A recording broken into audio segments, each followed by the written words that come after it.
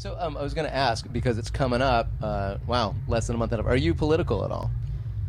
You don't have to answer this stuff. You know, yes and no, you know what I mean? I'm not political where I like to tell people what to think and what they should do. I have my own views on things, but I don't necessarily like to stand up on a pedestal and fight for everybody's rights, and you know, and I'm just not that guy. Anybody who thinks that Obama was going to come and fix that mess in like 3 or 4 years is nuts.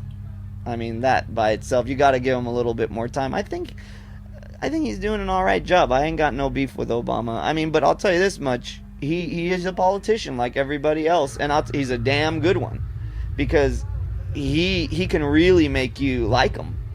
You know? Well, that's what politics is, getting what you want. But to bullshit people and make them to like you, and he is king at it. He might be a little better than Clinton, actually. Yeah, well, there was all this duality between the conventions, and you're like, wow, this is a mindset. And the Democrat convention felt like people were partying and amped, and the Republican felt like kind of stiff. And you can really tell the difference between Democrats and Republicans just off how they party.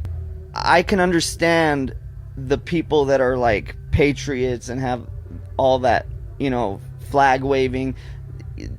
I'm Armenian, so I have pride in being Armenian. I have people in my family who've died for that cause. They've had people in their families and their generation past that have died in military and wars and for their flag, so they have a pride for it, and I can understand that pride. So I don't really diss those people. Plus, I love NASCAR, so I can't really completely like diss those people. They're kind of my peeps. That's surprising. I would not expect you to like NASCAR. Yeah, but you know, on the other side, you know, if there is a disease that can be cured by stem cell research, or if, you know, I don't believe that a rape victim should have the baby, you know, like there's always two sides of an argument. You can't really hate people for thinking what they think. It's just what they're raised with, and the ideology can get in the way of what really needs to get done sometimes. And I think that's the wall we keep running into. I'll be honest with you.